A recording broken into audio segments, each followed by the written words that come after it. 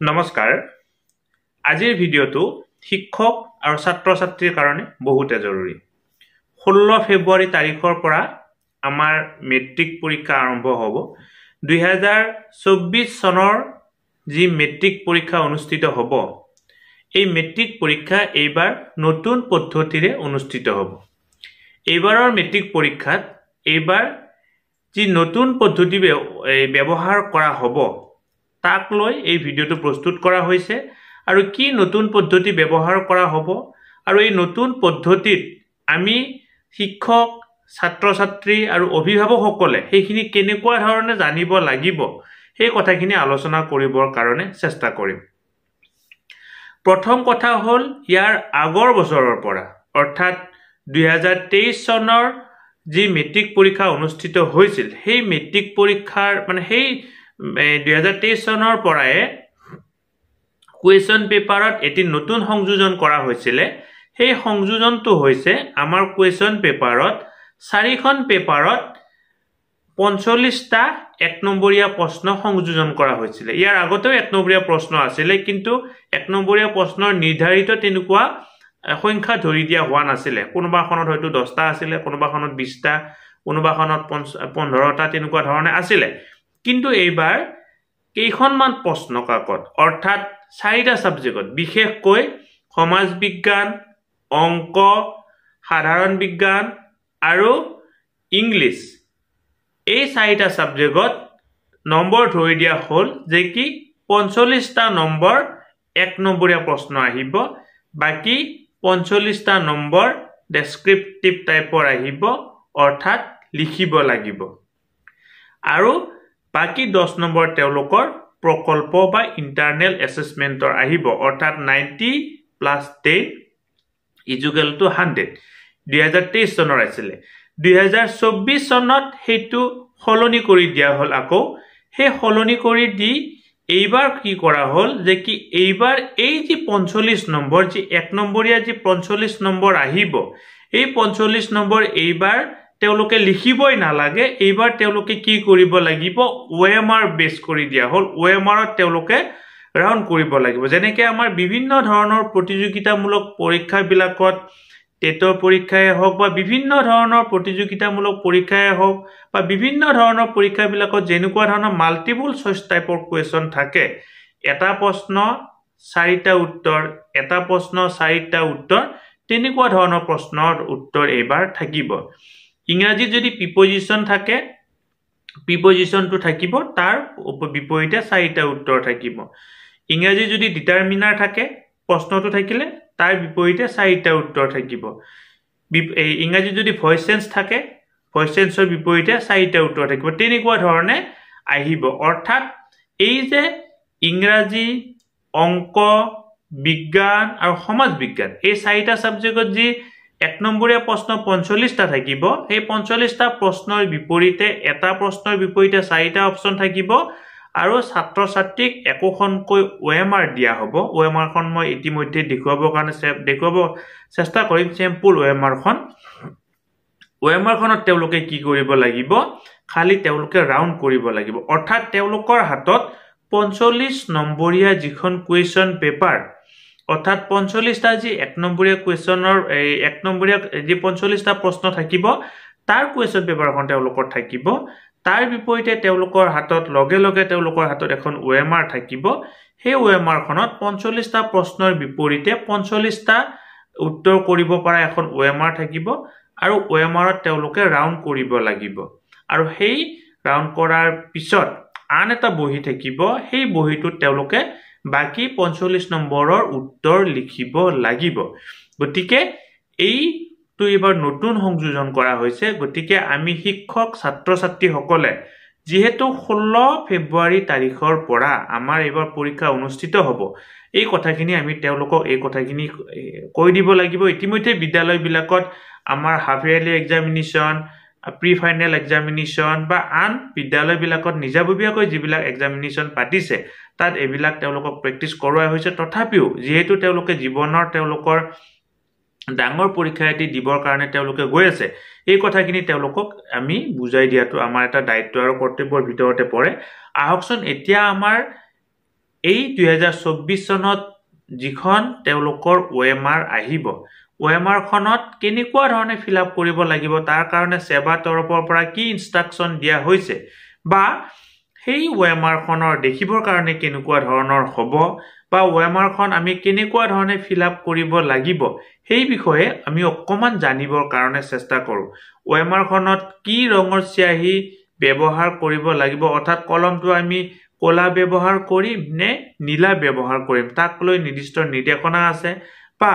আমি OMR খনৰ যেতিয়া ডাৰ্ক কৰিম ঘূৰণীয়া কৰোতে কেনেকুৱা ধৰণে ঘূৰণীয়া কৰিম তাৰ এক নিৰ্দিষ্ট নিৰ্দেশনা দিয়া হৈছে OMR খনত আমি আমাৰ নামটো কেনেকুৱা ধৰণে লিখিম নামটো লিখাৰ উপৰিও ৰোল নম্বৰটো আমি লিখিব লাগিব নে নালাগে আৰু আমাৰ ৰেজিষ্ট্ৰেচন নাম্বাৰটো আমি লিখিব লাগিব নে নালাগে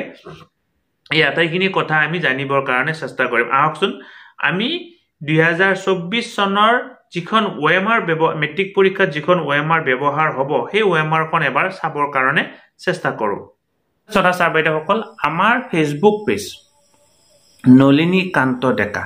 এই নলিনীকান্ত ডেকা ফেচবুক পেজত আমি ইউটিউবত আপলোড কৰা সকলোবিলাক ভিডিঅ' বা আন কিছু খবৰ শিক্ষাৰ লগত জড়িত খবৰ যিবিলাক নেকি শিক্ষক শিক্ষয়িত্ৰী আৰু ছাত্ৰ ছাত্ৰীৰ কাৰণে উপযোগী তাত আমি আপলোড কৰো গতিকে আপুনি যদি আমাৰ ফেচবুক পেজ নলিনীকান্ত ডেকা এতিয়ালৈকে ফলো কৰা নাই অনুগ্ৰহ কৰি পেজটো ফলো কৰিব ভিডিঅ'ৰ ডেসক্ৰিপচনত লিংক দিয়া এইখন হৈছে আমাৰ স্যাম্পল OMR ইয়াতে লিখা আছে চাওক do not right above the line এই লাইনটোৰ ওপৰত আমি একো লিখিব নালাগে আমাৰ এই বাকি ওপৰত লিখিবলগীয়া কাম নাথাকে ইয়াতে চাওক এইটো হৈছে কুৱেশ্চন নাম্বাৰ 1 আৰু কুৱেশ্চন নাম্বাৰ 1 ৰ বিপৰীতে চাওক A B C D চাৰিটা অপচন আছে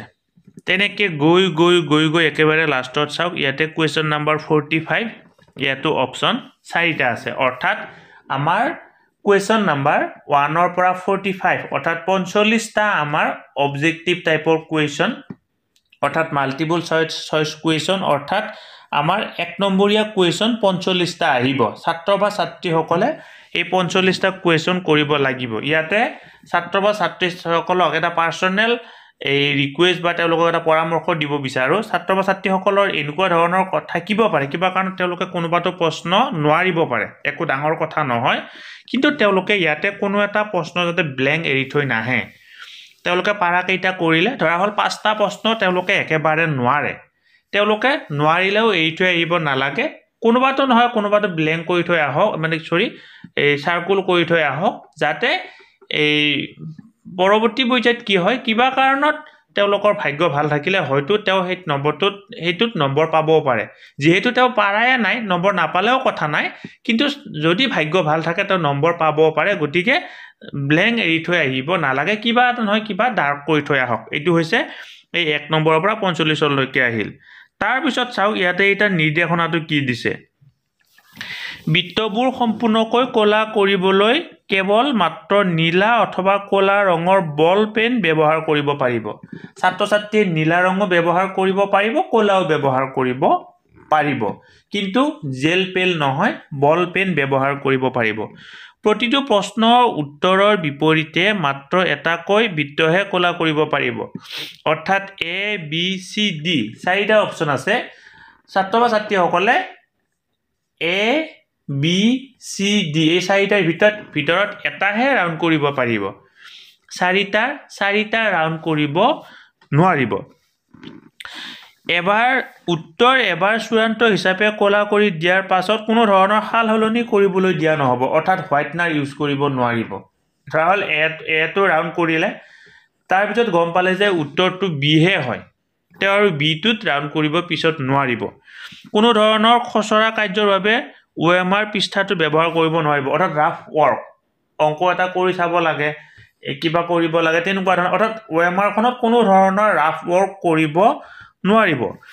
এই OMR ৰ পৃষ্ঠাটোত কোনো ধৰণৰ ভাঁজ দিয়া ফলা আচৰা অথবা ষ্টেপল পিন ব্যৱহাৰ কৰিব নোৱাৰিব OMR খন কোনো ধৰণৰ কি কৰিব নোৱাৰিব ভাঁজ দিব নোৱাৰিব আঁচ দিব নোৱাৰিব ষ্টেপল পিন ব্যৱহাৰ কৰিব নোৱাৰিব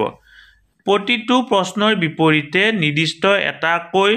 বেছি বৃত্ত কলা কৰিলে সেই প্ৰশ্নটো মূল্যায়ন কৰা নহব যদি এটা প্ৰশ্ন ধৰা হল A B C D চাৰিটা অপচন আছে চাৰিটা অপচনৰ বিপৰীতে যদি A টো ৰাউন্ড কৰিছে বা তাৰ বিপৰীতে B C D এই তিনটা আৰু এটা ৰাউন্ড কৰিছে অৰ্থাৎ এটাৰ বিপৰীতে যদি দুটা ৰাউন্ড কৰিছে তেতিয়া হলে হেতু প্ৰশ্ন কি কৰা নহব এই মানে সোৱা নহব আৰু হেতু মানে এনসাৰ নাচাই কি কৰা নহব হেতু মূল্যায়ন কৰা নহব গতিকে হেতু এনে যাব গতিকে এটাহে উত্তৰ ৰাউন্ড মানে ৰাউন্ড কৰিব লাগিব যিকোনো এটাহে ৰাউন্ড কৰিব লাগিব তো গতিকে ছাত্ৰ ছাত্ৰী সকলে এটাতকৈ যদি বেছি ৰাউন্ড কৰে হেতু মূল্যায়ন কৰা নহব গতিকে এনেকুৱা ধৰণৰ এইখিনি নিৰ্দেশনা দিয়া হৈছে এই নিৰ্দেশনা মতে ছাত্ৰ ছাত্ৰী সকলে এই ফুলফিল কৰিব লাগিব আৰু ছাত্ৰ ছাত্ৰী সকলে এই মতেহে তেওঁলোকে পৰীক্ষাত এই মানি চলিলেহে তেওঁলোকৰ যিখিনি এই ভাবি আহিছে ঘৰত ভাবি আহিব সেইখিনি তেওঁলোকে ফুলফিল কৰিব পাৰিব গতিকে সকলো ছাত্ৰ ছাত্ৰীলৈকে আমাৰ শুভেচ্ছা থাকিল আমি আশা কৰো সকলোৱে ভাল ফল দেখুৱাবৰ কাৰণে সক্ষম হ'ব আৰু তেওঁলোকৰ লক্ষ্যত উপনীত হয় সমাজ তথা তেওঁলোকৰ বিদ্যালয় তথা নিজৰ কাৰণে নাম উজালবৰ কাৰণে সক্ষম হ'ব ভিডিওটো ইমানতে সামৰিছো ধন্যবাদ শ্ৰদ্ধা ছাৰ-বাইদেউসকল নলিনীকান্ত ডেকা নামৰ ইউটিউব চেনেলটো হৈছে এটি শিক্ষামূলক ইউটিউব চেনেল এই চেনেলটোৰ জৰিয়তে আমি শিক্ষক ছাত্ৰ ছাত্ৰী অভিভাৱক আৰু বিদ্যালয়ৰ কাৰণে উপযোগী কিছু ভিডিও প্ৰস্তুত কৰিবৰ কাৰণে চেষ্টা কৰো আপুনি যদি আজি প্ৰথমবাৰৰ কাৰণে এই চেনেলটো চাইছে অনুগ্ৰহ কৰি চেনেলটো সাবস্ক্ৰাইব কৰিব আৰু অল নটিফিকেশন প্ৰেছ কৰি থব